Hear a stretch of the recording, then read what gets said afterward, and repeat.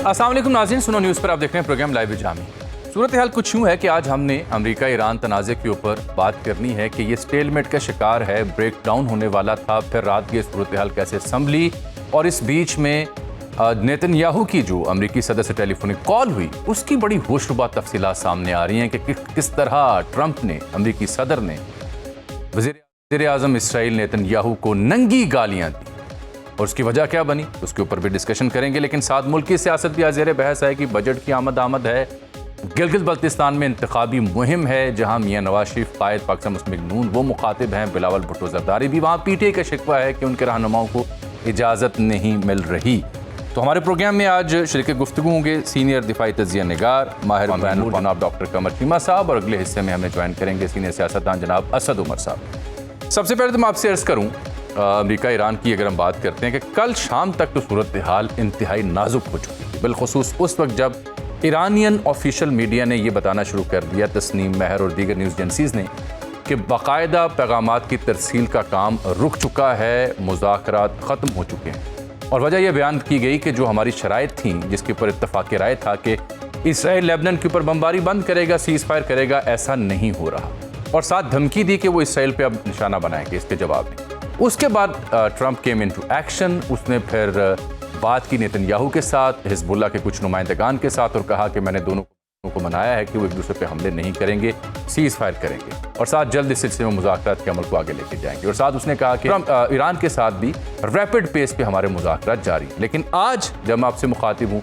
तो Iranian media कुछ और बात कर रहा है। वो कहते हैं कि अमेरिका के साथ दोबारा जंग नागुज़ीर है जिसके लिए हम तैयार हैं। ये डिप्टी स्पीकर हैं उनके खातमुल अंबिया सेंट्रल हेडक्वार्टर के। ये है सूरत हाल एक। दूसरी जो बराक रेविड एक्सियोस का जो एग्जीक्यूटिव एडिटर है, वाइट हाउस का बड़ा अहम कॉरेस्पॉन्डेंट, ट्रंप से बड़ा कुर्बत इसकी इसराइली नवाज इसराइल ने याद दी, उसने खबर छाया की है दो अमरीकी हुकाम को कोट करते हुए एज सोर्स कि ट्रंप ने नंगी गालियों से नवाजा है नेतन्याहू को कि लबनान में जो बर्बरियत है वो बंद करो, उसकी वजह से काम खराब हो रहा है और अगर मैं ना होता तो तुम करप्शन चार्जेस में अंदर होते और everybody hates you, everybody hates Israel because of this. ये है खुलासा। डॉक्टर कमर चीमा साहब, क्या ये तासुर दुरुस्त है कि कल रात तक एक स्टेलमेट की बजाय ब्रेकडाउन हो गया था मुज़ाकरात का? बहुत शुक्रिया जामी साहब। देखिए बिल्कुल लग तो ऐसे ही रहा है कि लग क्या रहा है, अब तो क्लियर हो गया है कि नेतन्याहू ट्रंप साहब से कंट्रोल नहीं हो पा रहे। और एक तरफ डायलॉग हो रहा है, एक तरफ अमेरिका और ईरान के जो मुज़ाकरात जिसको पाकिस्तान बड़ी कामयाबी से लेके चल रहा है, वहाँ पे नेतन्याहू जो है वो प्रॉब्लम क्रिएट कर रहा है। और जो जिसका आपने जिक्र किया कि मैं ना होता तुम जेल में होते और मैंने तुम्हें बचाया, इस हद तक बातें जो हैं वो हुई हैं। तो लगता ये है कि जिसे अमेरिका हम कहते हैं कि दुनिया की बहुत बड़ी सुपर पावर है, उसको भी स्ट्रेटेजिक ऑटोनॉमी हासिल नहीं है अपने सारे फैसले करने में, उसको भी बहुत कुछ देखना पड़ता है, वो भी मजबूर है। और ये इस तरह की वो जिसे कहते हैं ना, अपने गंदे कपड़े पब्लिक में तो नहीं धोते, लेकिन देखे बंद कमरों में क्या क्या चीजें होती हैं। और जब से आपको पता है आज से 8-10 दिन पहले फील्ड मार्शल ईरान से आए थे तो चीजें ऑलमोस्ट क्लियर हो गई थी। तो पता ये चला कि अरब ममालिक को फोन किया, तब भी उन्होंने कहा जी जो भी डील आपको टेबल पे मिल रही है उसको ले लो। उसके बाद इजराइल का मसला रह गया और आपको पता है गन शॉट्स फायर हुए व्हाइट हाउस के बाहर और थ्रेटन चीजें हुई, इस तरह के माहौल बना। तो मुझे लगता है कि ट्रम्प साहब जो हैं वो एक तो तरफ तो इजराइल का प्रेशर है और वो एक लेबनान में अलहदा पंडोरा बॉक्स खुला हुआ है, डील वो नहीं मान रहे। दूसरी बात ट्रम्प साहब के लिए भी प्रॉब्लम है जो कि वो ये है कि अगर ईरान को इस डील के बदले पैसे देने पड़ते हैं जो कि फ्रोजन एसेट्स हैं, जो कि ऑलरेडी उनके अपना पैसा है लेकिन उनको वापस देना पड़ता है, तो अमेरिका में और इंटरनेशनली ये आएगा जनाब आप में और बाइडेन में क्या फर्क है।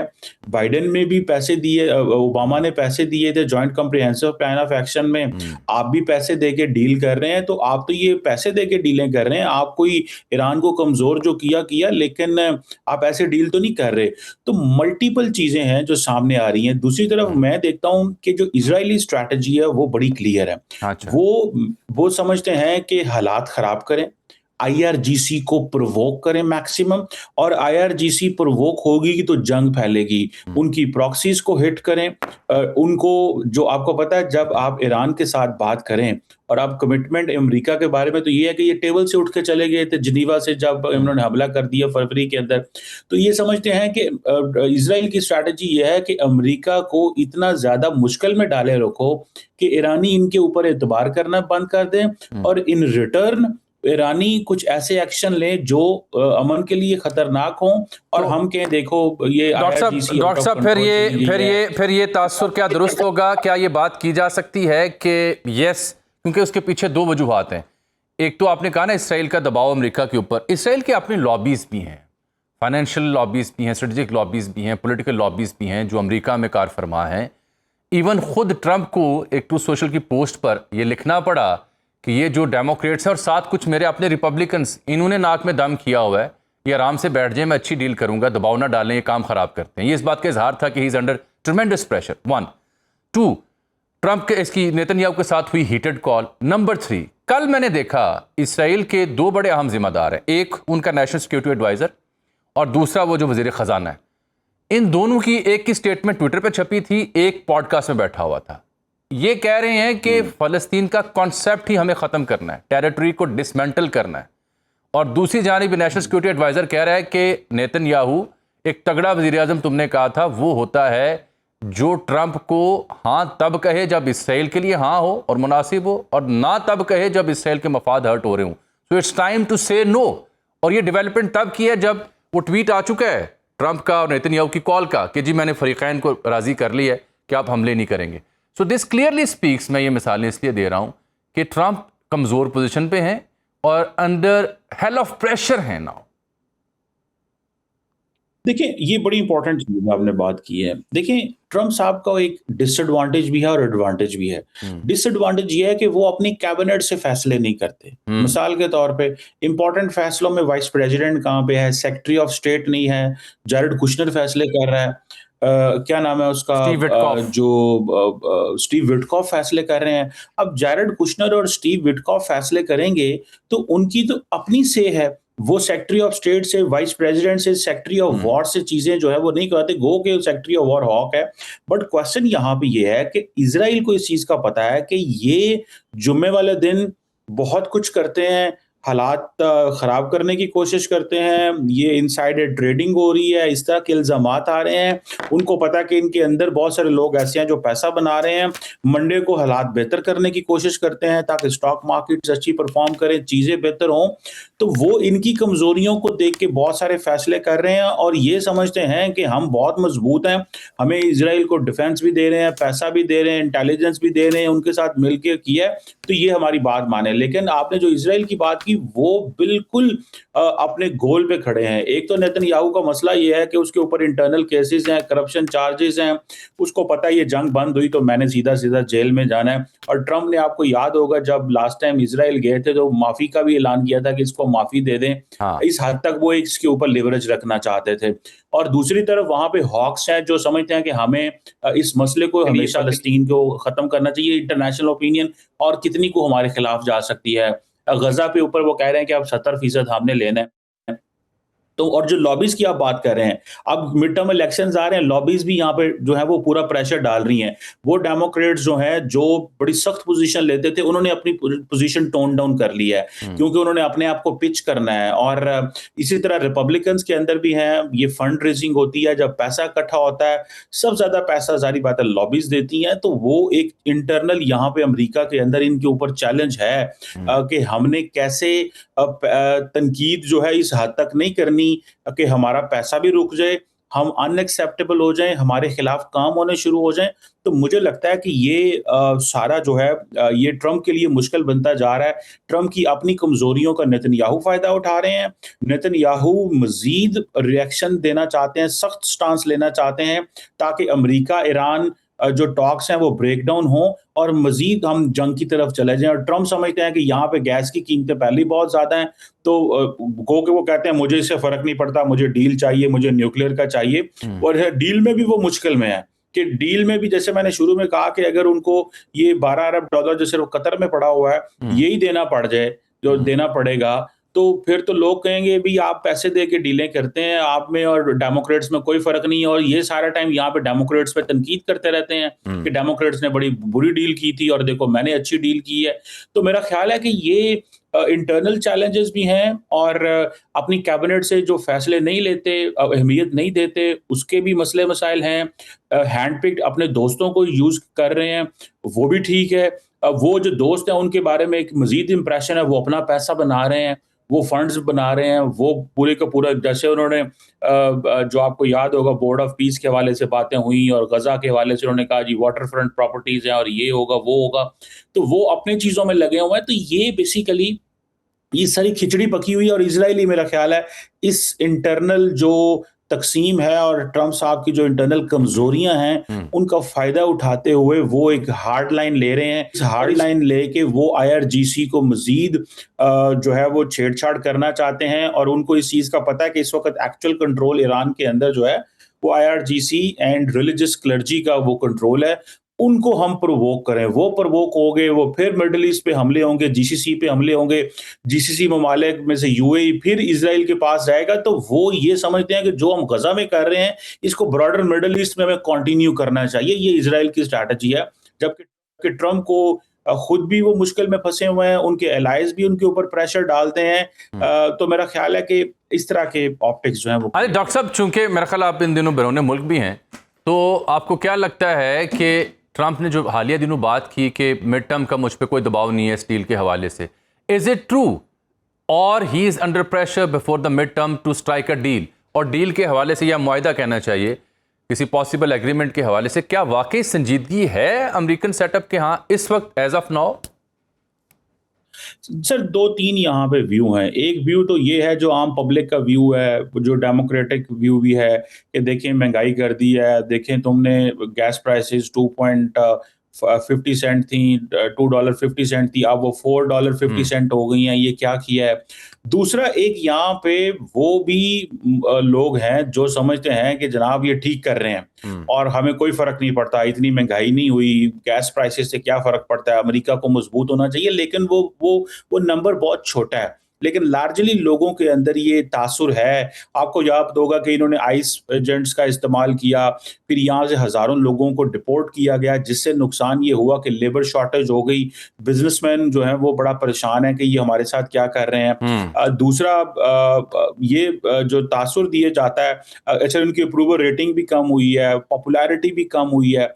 तो वो मसले मसाइल हैं, लेकिन उनको परवाह कोई नहीं है। वो कहते हैं मैंने कौन सा इलेक्शन लड़ना है, ये रिपब्लिकन पार्टी जाने और डेमोक्रेट्स जाने, और डेमोक्रेट्स के अंदर भी लीडरशिप मौजूद नहीं है, उसका भी ये फायदा उठाना चाहते हैं। कोई मेजर डेमोक्रेट लीडर इस वक्त अमेरिका के अंदर मौजूद नहीं है, सिवाय एक जो गैविन न्यूसम है जो गवर्नर है कैलिफोर्निया में उधर, लेकिन वो भी उस तरह अपनी पॉपुलैरिटी नहीं है। तो मेरा ख्याल है कि ये समझते हैं कि हम राइट विंग पॉलिटिक्स करेंगे।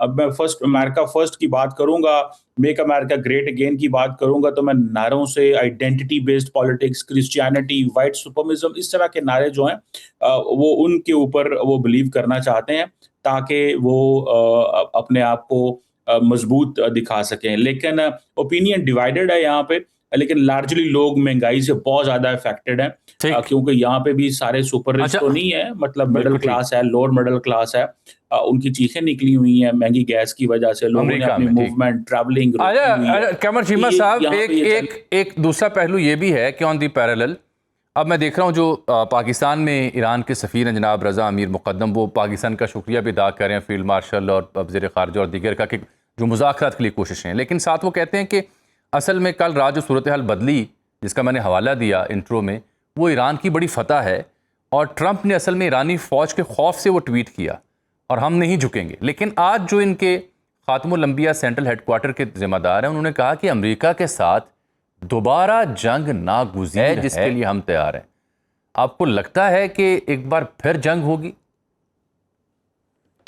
देखिए, पिछले कुछ दिनों से जो आपको याद होगा, जब से डील ऑलमोस्ट हो गई थी और ट्रंप ने भी बड़ी अच्छी-अच्छी बातें करना शुरू कर दी, उसके बाद तो नहीं लगता कि ट्रंप डील करें, ट्रंप जो है वो जंग की तरफ जाएँगे।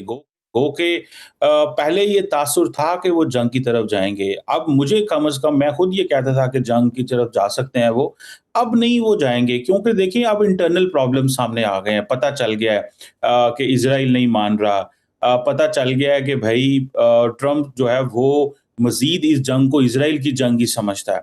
उन्होंने फॉर एग्जांपल, जब आपको याद होगा, ये कहा था कि हमें अब्राहमिक अकॉर्ड को एक्सपैंड करना है, तो बेसिकली वो टाइम बाय कर रहे थे उस वक्त कि जी सऊदी अरब ज्वाइन करे, कतर करे, फलां मुल्क करे, तो तब मैं इस डील को एक्सेप्ट करूंगा, वरना नहीं करूंगा। बेसिकली इजराइल को कह रहे थे मैं तुम्हारे बिहाफ पे, देखो तुम्हें दोबारा मिडल ईस्ट में मेन स्ट्रीम करना चाहता हूं। तो वो ट्रम्प मेरा ख्याल है डिप्लोमेटिक एंड पॉलिटिकल ऑप्शंस पे ज्यादा काम करना चाहते हैं, मिलिट्री ऑप्शन पे वो काम नहीं करना चाहते। इसीलिए सेक्रेटरी ऑफ वॉर भी ट्रैवल कर रहे हैं, कभी वो शिंगरीला डायलॉग के निकले हुए हैं, वो ऑप्शन इस वक्त नजर नहीं आ रहे। सो मेरी जाती असेसमेंट ये है कि एक फेयर डील उनको मिल गई थी अमेरिकन को, लेकिन मजीद इजराइल की रेजिस्टेंस की वजह से उनको वेट करना पड़ा। इसीलिए उन्होंने देखे ना, अरब से मनवा लिया, अरब्स ने कहा जो कुछ टेबल पे पड़ा उठा लो, इजराइल ने उसको फिर रोक दिया। तो जंग की ऑप्शन अब नजर नहीं आती, और अगर आप जंग की तरफ जाते भी हैं फॉर एग्जांपल, तो वो ट्रम्प, जारी बात है, मजीद अनपॉपुलर अब होंगे, क्योंकि एक बड़ी फेयर डील आपके सामने आ गई। और ये जो इंटरनल लड़ाइयां जो डॉक्टर साहब, last but not the least, मैं जानना चाह रहा हूं, ये लिंडसे ग्राहम हूं, टेड क्रूज हूं, जिम्मेदार हैं, रिपब्लिकन्स हैं, बड़े चहीते हैं, ये इसराइल के तर्जुमान है वहां पे या ट्रंप की रिपब्लिकन पार्टी के नुमाइंदगान है? ये अपने इंटरेस्ट के ऊपर काम कर रहे हैं ना, इनको को लंबा चौड़ा ये पता है कि हमने अमेरिका का क्या इंटरेस्ट है और ट्रम्प का क्या इंटरेस्ट है। जरा सा इनको, लिंडसे ग्राहम को पता चले ट्रम्प डील करने जा रहा है तो कहता है जी प्रेसिडेंट के मैं साथ हूँ। जरा सा पता चले कि थोड़ा सख्ती कर रहा है तो बिल्कुल मैं प्रेसिडेंट के साथ हूँ, क्योंकि उसको पता है कि आपने, you have to be on the right side of the president Trump. तो वो पूरी फेवर्स लेता है। फिर वो पूरी इजराइल, जैसे वो मिडल ईस्ट में आके कह रहे थे कि जनाब मिडल ईस्टर्न ममालिक उठ खड़ा होना चाहिए ईरान के खिलाफ, तो वो बेसिकली, तो जारी बात है, बड़ी क्लैरिटी है उनके बारे में कि वो जिस अंदाज से काम करते हैं, जिन ग्रुप्स के लिए वो काम करते हैं, तो उनके अपने पर्सनल इंटरेस्ट हैं, कोई ज़रूरी नहीं है। अब इतने देखें सैकड़ों कांग्रेसमैन है यहाँ पे, इस तरह के लोग आपको मिल जाएंगे। फिर मीडिया भी उनकी आवाज़ को एम्पलीफाई करता है, तो वो आपको फोरफ्रंट सामने आ जाते हैं। तो इंतहाई अनपॉपुलर है मिडल ईस्ट के अंदर। रिसेंटली सऊदीज़ ने भी उनको अनऑफिशियली आंसर दिए, और भी यहाँ पे भी उनके बारे में कोई अच्छी ओपिनियन नहीं है।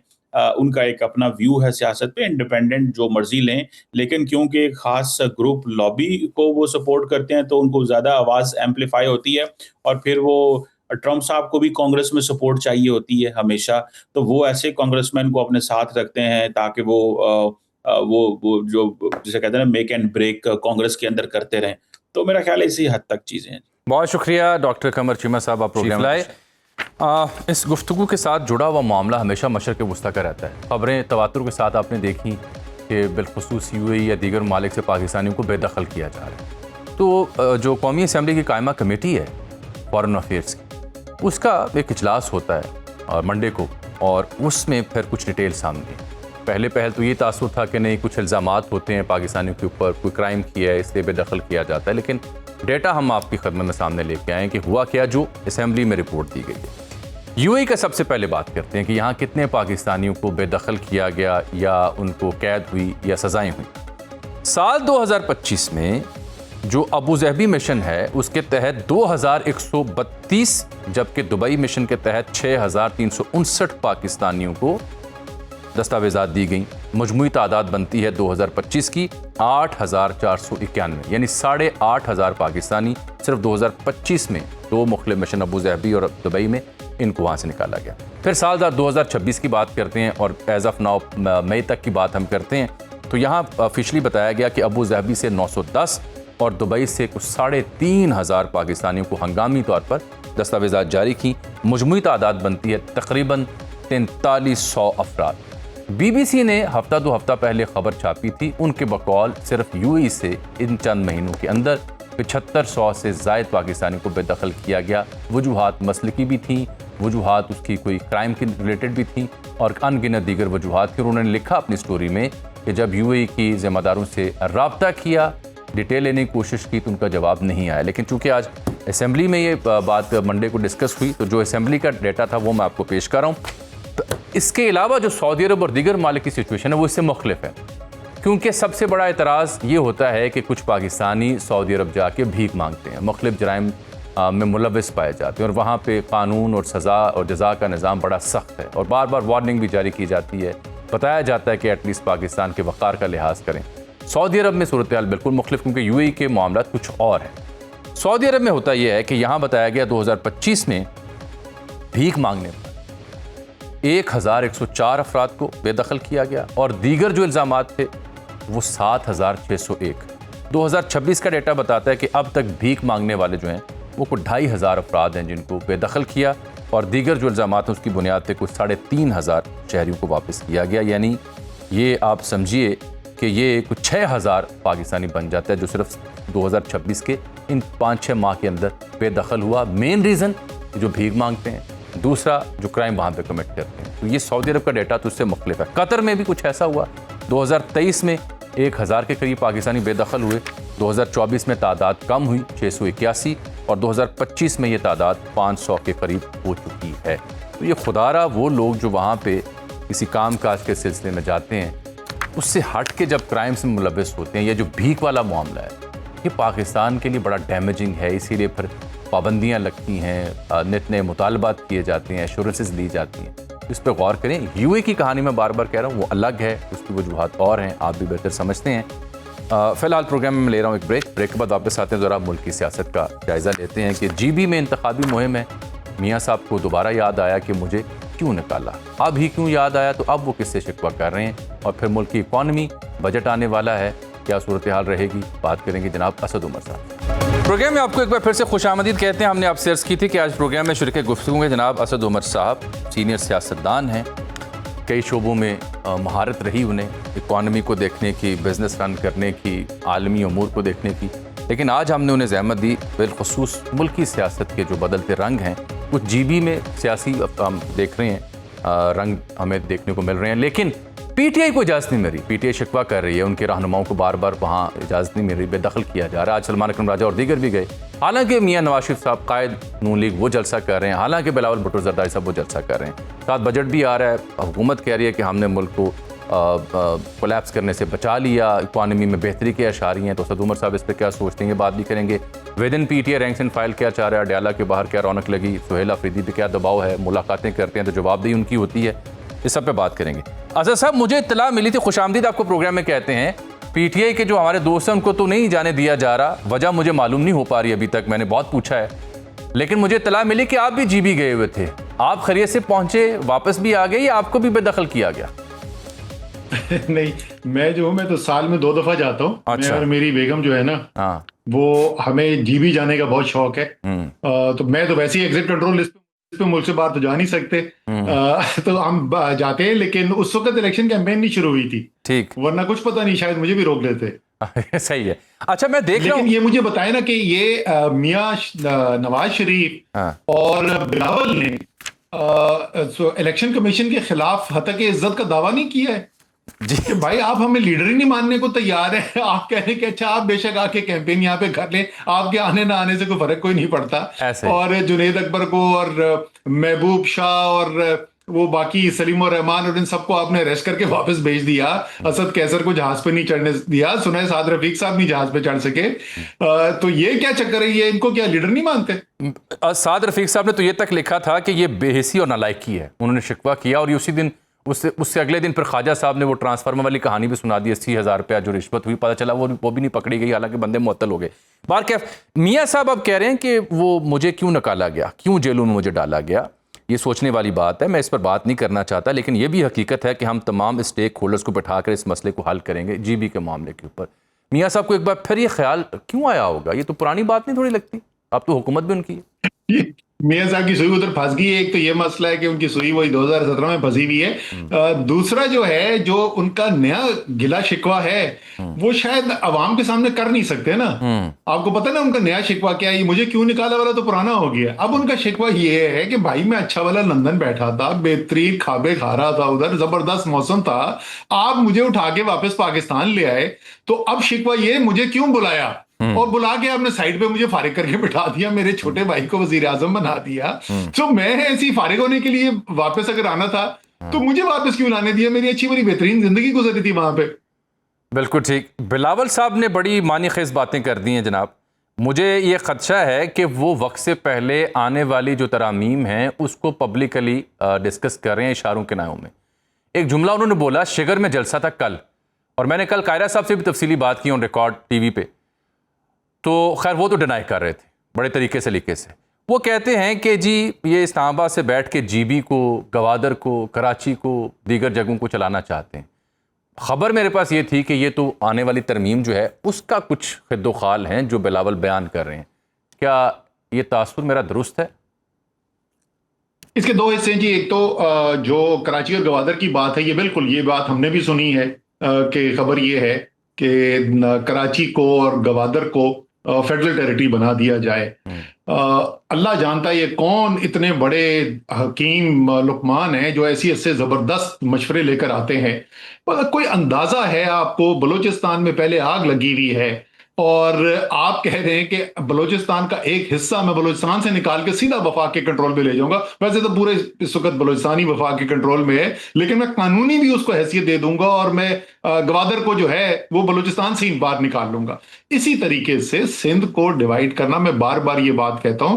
कराची के अवाम से अगर आप पूछेंगे कराची सूबा बनना चाहिए, मेरे ख्याल में रेफरेंडम करा दें तो भारी अक्सरियत से ये रेफरेंडम कामयाब हो जाएगा। अच्छा, लेकिन कराची एक सूबा है जिसका नाम सिंध है, उसका हिस्सा है। पाकिस्तान का आईन ये कहता है कि कोई भी सूबे की हैत के अंदर अगर अपने तब्दीली करनी है तो उसके लिए आपको कौमी असेंबली की और सूबाई असेंबली की 2/3 अक्सरियत चाहिए। भाई ऐसे जब सियासी काम करने होते हैं ना तो उसका सियासी रास्ता इख्तियार करना होता है।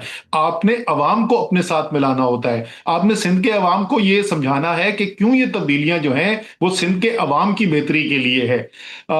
डंडे की जोर के ऊपर आप काम करवाएंगे, इतने बड़े बड़े सियासी फैसले करवाएंगे तो मुल्क का शदीद नुकसान कराएंगे। दूसरी बात जो बिलावल ने की वो बड़ी अहम बात है। देखें, ये इंतहाई अहम काम है, इंतहाई अहम काम है कि हमें आइन के अंदर ये तरमीम करनी है। और ये भी मैं आपको बता दूं अजमल, मेरे ख्याल में इसकी पब्लिकली पहले कभी बात नहीं हुई भी है। इसके ऊपर इत्तफाके राय सियासी तौर पे पैदा करने के लिए बहुत बड़ी अहम पेशरफ्त हो चुकी थी हमारे हुकूमत के वक्त में। एक मीटिंग हुई जिसके अंदर पीपल्स पार्टी से बिलावल और मेरे ख्याल में मुराद अली शाह थे, बिलावल डेफिनेटली थे, शहबाज शरीफ और शायद एहसन इकबाल थे मुस्लिम लीग नून से, और मैं और शाह महमूद कुरैशी थे पीटीआई से। अच्छा। और एग्रीमेंट यही हुआ था कि हमें ये एहसास महरूमी जो है वो गिलगित बल्तिस्तान के लोगों का, इतने खूबसूरत तरीन पाकिस्तानी है, मैं कहता हूँ सबसे अच्छे पाकिस्तानी वो है, उनका हमने ये एहसास महरूमी खत्म करना है। आइन के अंदर ये तरमीम की जाए जिसपे ये लिखा जाए कि ये एक इंटरिम अरेंजमेंट किया जा रहा है। जब भी अक़वाम मुत्तहिदा की करारदाद के मुताबिक रेफरेंडम होगा तो गिलगित बल्तिस्तान के अवाम जो हैं वो अपना फैसला करने के लिए आजाद होंगे और वो अपना वोट डालेंगे। इसके ऊपर तीनों पार्टियों के अंदर इत्तेफाक राय भी हो गया। उसके बाद जो है 2021 के शुरू में उसका पहला कदम यह है कि गिलगित बल्तिस्तान की असेंबली ने 2/3 अक्सरियत ने उसको पास करना था, वो पास हो गया। उसके बाद आप जो है अजमल जामी साहब ने फैसला किया कि जी मेरे ते पा दिओ की तहरीक लेकर नहीं, तुसी मेरे ते पा दिओ, तुसी तुसी मेरे ते पा दिओ, ठीक गल कर रहे हो। अच्छा, फिर सर तो उसके बाद से वो मामला जो है वहीं खटाई में पड़ गया है। ये बहुत अहम चीज है और उम्मीद है इसको फौरी तौर पर किया जाए। अच्छा, ये इसलिए बड़ा अहम नुक्ता है सर आपका कि जो आज़ाद जम्मू कश्मीर का हमारा जो आइन है 1974 वो आरजी आइन है, गो कि उसमें आई थिंक 2018 में कुछ तरमीम भी हुई थी। वो आरजी का जो लफ्ज़ आपने इंटरम बंदोबस्त किया, बात की गिलगित के हवाले से, वो इसलिए बड़ा रेलिवेंट नुक्ता है दोनों खित्तों के हवाले से। तो जब आपकी ये इनसे मीटिंग्स हुई, बिलावल साहब और शाह महमूद साहब, आप, शहबाज साहब, एहसन इकबाल साहब, तो इस सिलसिले में इत्तफाक राय था तीनों सियासी जमातों का। मैं ये समझने से कासिर हूं कि फिर इस सिलसिले में पेशरफ्त क्या सिर्फ तहरीक अदम एतमाद की वजह से रुक गई या कोई मूड बदल गया? नहीं, वो देखिए जैसे मैंने कहा ना कि उसके ऊपर पेशरफ्त हुई। उसके बाद गिलगित बल्तिस्तान की असेंबली के अंदर वो करारदाद पास हुई, सारी पार्टीज ने सपोर्ट की, कोई आपको नहीं याद होगा कि किसी ने उसकी मुखालफत करनी हो। उसके बाद ये तहरीके अदम एतमाद तो आई फरवरी में नहीं, मार्च में, 8 मार्च 2022 को ये पेश की गई। लेकिन इसके ऊपर अजमल भाई काम जो है ना वो कोई तकरीबन जून जुलाई से शुरू हो चुका था। तो तो इसलिए उसके बाद जो है ना वो बिल्कुल किसी भी चीज के ऊपर इत्तेफाक राय करना जो है वो नामुमकिन होता जा रहा था। मुझे याद है इसी तरीके से एहतसाब का कानून जो है उसके ऊपर तरमीम के ऊपर पहले अच्छी भली मीटिंग हुई, स्पीकर साहब के घर के अंदर मीटिंग हुई, पीपल्स पार्टी भी थी, मुस्लिम लीग नून थी वहां पे, नवीद कमर थे पीपल्स पार्टी से मुझे याद है, मुस्लिम लीग से राना सनाउल्लाह थे, शायद साद रफीक भी थे, और बड़ी अच्छी बात हुई। और उसके एक महीने के बाद हमारी असेंबली के अंदर जिस वक्त मीटिंग हुई, उन्होंने कहा भाई ये जो है ना ये ड्राफ्ट है, इसके ऊपर नुक्ता भी नहीं हम चेंज करने को तैयार है। तो हम बड़े सरप्राइज थे कि ये क्या हुआ, तो वो बाद में पता चला कि क्या हो रहा था। यानी आप उनके उस एतमाद को देखकर परेशान हुए कि ये अचानक वो जमातें जिनको आपने रगड़ा लगाया हुआ है वो इतनी पूरे एतमाद कैसे हो गई हैं, तो तब भी आपको खबर ना हुई कि असल गेम क्या चल रही है। मैं एक छोटी सी ब्रेक ले लूँ, कथा कलामी चाहता हूँ, यहीं से शुरू एक छोटी सी ब्रेक लेते हैं, वापस आते हैं असद उमर साहब से, बड़ी दिलचस्प और अहम गुफ्तगू जारी। प्रोग्राम में एक बार फिर से आपको खुशामदीद। असद उमर साहब माजी के झरोकों में जाके बड़ी अहम और दिलचस्प कहानियाँ सुना रहे थे। असद उमर साहब, ये भी तो एक अलमिया है ना कि अब ये कहते हैं अपोजिशन को, पीटीआई को आए, मिल बैठें, पार्लियामान में आए, मुलाकात करें, और वो मिलने को तैयार नहीं है, तो ये भी तो अलमिया है ना, पैरेलल। वो ये कहते जरूर हैं, लेकिन वो ये दिल से नहीं कहते, वो खानापुरी के लिए कहते हैं। जिस दिन हुकूमत वाकई में संजीदा गुफ्तगू करने के लिए तैयार होगी तो मुझे यकीन है कि तहरीक इंसाफ वाले भी साथ बैठ जाएंगे। आप ब्रेक से पहले ये कह रहे थे कि जिन पार्टीज का रगड़ा लगा रहे थे वो अचानक से ऐसे कैसे बात करने लग गए। एक्चुअली तो हमें ताज्जुब इस बात का था कि यार हमने तो इनके लीडर को, मियां नवाज शरीफ को, जाली प्लेटों की रिपोर्टों के बावजूद जो है वो मुल्क से बाहर जाने दिया था, तो ये ऐसा क्यों अब बिहेवियर हो रहा है? तो वो अगर जाली रिपोर्टें थी तो आपकी हुकूमत की अपनी सूबाई वजीर ने तैयार की थी, प्रेस कॉन्फ्रेंस करके बताया गया था। नहीं, उन्होंने तैयार बिल्कुल भी नहीं की थी, लेकिन हाँ ये कि उनको रिपोर्ट यही मिली थी, ये बात दुरुस्त है कि उनको रिपोर्ट यही मिली थी। ठीक, अच्छा सर, ये अब दोबारा से अली अमीन गंडापुर, सुहेल अफरीदी, मोहसिन नकवी से वो क्यों मिले? बैरिस्टर गौहर को वजाहतें देनी पड़ रही हैं, सुहेल अफरीदी को वजाहतें देनी पड़ रही हैं, यानी क्या ये सोशल मीडिया का दबाव है सिर्फ, या अहले खाना का दबाव है कि जो भी पीटीआई का रहनुमा, सीएम या और जिम्मेदार को मेल मुलाकात की कोशिश करता है, खान साहब से मुलाकात की राह निकालने के लिए, वो उल्टा उसे लताड़ दिया जाता है? देखिए मेरे ख्याल में जो है ना वो अगर इसको हैंडल थोड़ा सा मुख्तलिफ कर लेते तो शायद रिएक्शन इतना ना आता। ज्यादा खबर इसलिए बड़ी बन गई कि बाद में पता चला कि ये कुछ दिन पहले, चंद दिन पहले ये मीटिंग हुई थी। जब ऐसा होता है तो ऐसा लगता है पता नहीं क्या छुपाने की कोशिश की जा रही है। मेरे ख्याल में अगर मीटिंग को बगैर छुपाए कर लिया जाता और उसका नतीजा ये हुआ दबाव का कि ये बयानात देने पड़ गए कि देखिए हमने तो कोई सियासी बात उसके अंदर नहीं की और हमने तो सिर्फ सूबे की अमनो अमान के बारे में बातचीत की है, जो मेरे ख्याल में बिल्कुल गलत है। अगर ये वाकई में ऐसा हुआ है तो ये बिल्कुल भी ऐसा नहीं होना चाहिए था। वही आपके पास अगर मिलने के लिए मोहसिन नकवी आए में, इसका मतलब उनको आपसे कुछ चाहिए ना, तो आप मोहसिन नकवी से उस मौके को इस्तेमाल करके इमरान खान के लिए कोई सादा सी ये चीज कि यार उनके डॉक्टर को उनका मुआयना करने की इजाजत दे दें, उनको हॉस्पिटल में अपने मर्जी के वहां पे जाके अपना मुआयना कराने की इजाजत दे दें, कोई फैमिली की मुलाकात की बात कर लेते। क्यों नहीं करनी चाहिए बात? बिल्कुल करनी चाहिए थी। ठीक, अच्छा सर, बजट आने वाला है तो पहले उस पर बात कर लें। अभी बिलावल से जुड़ी एक बात मैं फिर आखिर में आपसे करता हूँ। अब इसमें कुछ इशारे बताए जा रहे हैं, डेफिसिट कम हुआ है, कर्ज हमने बर वक्त वापस किए हैं, बोझ उठाया है, लेकिन एतराज़ बदस्तूर जारी है कि पेट्रोल डीजल की कीमतें दीगर खत्ते के ममालिक निस्बत हमारे यहाँ ज़्यादा है, लेवी की माद में ज़्यादा पैसे इकट्ठे हो रहे हैं। कुछ हल्के कहते हैं कि IMF के कर्ज से ज़्यादा हम लेवी की माद में इकट्ठा कर लेते हैं। क्या हुकूमत के लिए ये पॉसिबल है? इस सूरत हाल में आप इकॉनमी को बेहतर समझते हैं कि वो पेट्रोल डीजल कीमत और कम कर सकती है, या ये मजबूरी है इतना रखना? अच्छा जी, देखें पिछले 2 साल के अंदर अच्छा क्या हुआ मईशत के अंदर? अच्छा ये हुआ है कि IMF का जो प्रोग्राम चल रहा है वो ये चलाने में कामयाब हुए हैं। बुरा क्या हुआ है कि वो तमाम का तमाम बोझ उस IMF के प्रोग्राम को चलाने के लिए एक आम पाकिस्तानी के ऊपर, एक गरीब पाकिस्तानी पे, एक मुतवस्तित तबके के पाकिस्तानी के ऊपर डाला गया है। अगर आप पिछले 3-4 साल के अदादो शुमार उठा के देखें, खासतौर पर पिछले जो 3 साल अभी गुजरे हैं, तो उसके अंदर आपको नजर ये आएगा कि टैक्स के मद के अंदर जो बड़े टैक्स जो होते हैं, सबसे ज्यादा तेजी से जो इजाफा हुआ है वो तनख्वाहदार तबके के टैक्सेस के ऊपर है। सालाना 45% इजाफा हुआ है 3 साल लगातार। मतलब ये होशरुबा इंक्रीज, कभी कभी आज तक तारीख में कभी पाकिस्तान के तनख्वाहदार तबके के साथ ये नहीं किया गया था। अगर आप नॉन टैक्स रेवेन्यू को देखें कि वहां पे कहां से पैसा आया है, तो एक तो वो स्टेट बैंक ऑफ पाकिस्तान के प्रॉफिट है जो ना, वो टैक्स ही नहीं होता, वो टेक्निकल डिटेल उसको छोड़ दे।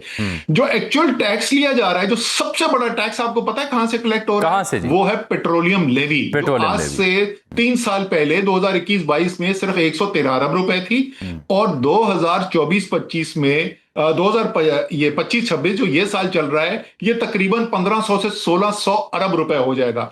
यानी इसके अंदर सालाना हर साल औसतन 119% का इजाफा देखने में नजर आ रहा है। खुदा का खौफ करें, हम करना क्या चाहते हैं काम पाकिस्तानी के साथ? इसी वक्त के अंदर पिछले 2 साल जो गुजरे हैं, पाकिस्तान की तारीख की सबसे कम सरमायाकारी की शरह रही है। सबसे कम पिछले 50 साल के अंदर जो 2 सबसे खराब साल थे वो पिछले 2 साल थे। खुद हुकूमत रिपोर्ट ये कहती है कि गुर्बत की सतह के अंदर तेजी से इजाफा हुआ है। खुद हुकूमत की रिपोर्ट ये कहती है कि अमीर और गरीब के फर्क के अंदर बेतहाशा इजाफा हुआ है। खुद हुकूमत के आदाद शुमार ये कहते हैं कि एक्सपोर्ट्स आज बरामदात आज से 4 साल पहले जहां थी उससे कम हो गई है। सो मईशत ने तो इतने बुरे 4 साल कभी पाकिस्तान की तारीख के अंदर देखे ही नहीं। और मजमूई इन सब का जो होता है, जो आखिर में एक अशारिया आता है कि मजमूई तौर पे मईशत की शरह नमू क्या रही है, वो पिछले 4 साल के अंदर इस साल को मिला के 2.3% सालाना बनती है, जो हमारी आबादी बढ़ने की शरह से भी कम है। और पाकिस्तान की तारीख 4 इससे कम शरह नमू वाले साल कभी गुजरे ही नहीं पाकिस्तान की तारीख। तो मईशत को तो बेड़ा करा कि भाई IMF की बात आपको ये तो जरूर माननी पड़ती है कि खसारा कम करो। बिल्कुल ठीक कहते हैं, गलत तो नहीं कहते। वो कहते हैं जितनी चादर है उतनी देख के टांगे फैलाएं आपनी। उन्होंने कभी ये नहीं कहा कि बड़े बड़े जागीरदार से टैक्स ना लो। उन्होंने ये कभी भी नहीं कहा कि बड़े बड़े प्लाजा में काम करने वाले जो गुलबर्ग और सामने सबके बैठे हुए हैं कराची की और इस्लामाबाद की बड़ी मार्केटों में, पेशावर की, उनसे टैक्स इकट्ठा ना करो। असद साहब इसका ये टैक्स नेट बढ़ाना एक बड़ा अहम इशू है। हर साल FBR अपना जनाब वो टारगेट हासिल करने में नाकाम रहा।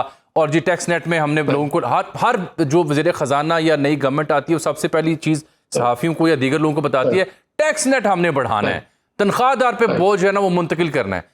Why were you unable to do that? ये तो हुकूमतें बिल्कुल मैं वही तो आपसे बोल रहा हूँ यार। ये देखें, एक अमूमी तौर पर ये कहना कि टैक्स बढ़ाने के अंदर कामयाबी नहीं हुई, ये दुरुस्त बात है।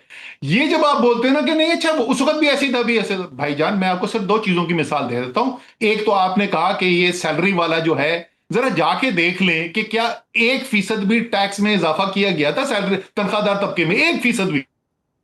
ठीक, बिल्कुल ठीक। वीडियो आपकी इसी बात के ऊपर जो है ना वो फ्रीज हो गई। उम्मीद है कि ये सिर्फ टेक्निकल इशू होगा। देखिए असद उमर साहब तशरीफ रखते हैं। असद उमर साहब बता रहे थे, असद उमर साहब जैसे ही आपने ये दावा किया तो वीडियो आपकी फ्रीज हो गई और एज इट इज मैं नशर करूंगा इस चंक को ताकि कोई शक ना रहे किसी को। मैं आपसे कह रहा हूं कि बेस्ट पॉसिबल क्या इस वक्त, अगर आपको ये तो होगी तनकीद आपकी, बट लेट्स से कि हम देखें ना सर, मेरी गुजारिश सुन लें, कता कलामी की माजरत, कि इंटरनेशनल सिनेरियो बड़ा अजीबो गरीब है। ईरान अमेरिका जंग ने खुद अमेरिका का बेड़ा गर्क किया हुआ है, पूरी दुनिया उसकी जकड़ में आई पड़ी है, हम भी उसकी जद में हैं। तो बेस्ट पॉसिबल इस बजट में क्या ऐसा है जो हुकूमत करे तो आप कहेंगे यार ये तो आवाम के लिए बेहतर है?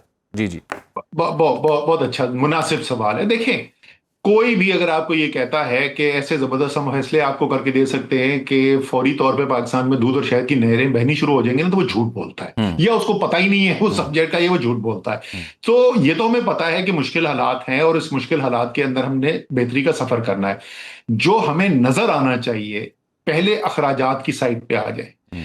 जो अखराजात आप कर रहे हैं, आपको बहुत सादा सी बात ये फैसला करना है कि क्या ये मैं जो खर्चा कर रहा हूं, क्या ये वो 40% पाकिस्तानी जिनको तालीम इस वक्त नहीं मिल सक रही है, क्या ये उससे ज्यादा अहम है या नहीं है? और जाहिर है आप इस नतीजे में पहुंचेंगे, उम्मीद है आप इस नतीजे में पहुंचेंगे कि 12 अरब रुपए का नया जहाज खरीदना जो है वो शायद इतना जरूरी नहीं था। सो सबसे पहले तो वो तमाम अखराजात जो इस वक्त हुकूमत कर रही है, जिनकी पाकिस्तान की अवाम की फलाह के साथ बराह रास्त रिश्ता नहीं जुड़ा हुआ, वो इस बजट में हमें कटते हुए नजर आने चाहिए। पहली चीज ये है। दूसरी, मैंने जैसे आपसे अर्ज किया, वो ताकतवर, और मैंने आपको तो नाम लेके बता दिया ना, एग्रीकल्चर इनकम टैक्स ना होने के बराबर है। आपको पता है कि पिछले साल तनख्वाहदार तबके से जो टैक्स लिया गया पाकिस्तान के, मुतवस्सित तबका है वो, उससे जो टैक्स लिया गया पिछले साल, वो पूरे पाकिस्तान के चारों सूबों को मिला के ज़राई आमदनी के टैक्स से 50 गुना ज्यादा था। यार खुदा का खौफ करें, ये इंसाफ है। तीसरी चीज मैंने आपको रिटेल का बता दिया। बड़ी बड़ी मार्केट्स के अंदर पहले भी कोशिश होती रही है, मुशर्रफ साहब के बाद से कोशिश होती रही है, नाकाम हुई है हुकूमतें। लेकिन अगर आप मुझसे पूछ रहे हैं करने की क्या जरूरत है, ये है काम करने का। भाई अगर आप एक हाइब्रिड रजीम चल रही है जहां पर ना मीडिया से कोई परेशानी है, ना अदालतों से कोई परेशानी है, ना असेंबली के अंदर कोई रोक टोक है, आने वाले, बिल्कुल ठीक है, आने वाले के आपसे मजीद भी इस मामले पर बात होगी। बहुत शुक्रिया सर, आपने कीमती वक्त हमें इनायत किया। नाज़रीन, वक्त खत्म हो जाता है प्रोग्राम पे। ये गुफ्तगू, ये डिबेट जारी रहेगी कि सोल्यूशंस भी क्या हैं, तनकीद भी हम करेंगे, सोल्यूशंस भी तजवीज़ करेंगे अपने प्रोग्राम को इस प्लेटफॉर्म के तवज्जुह से। इजाज़त दीजिएगा, अल्लाह हाफ़िज़।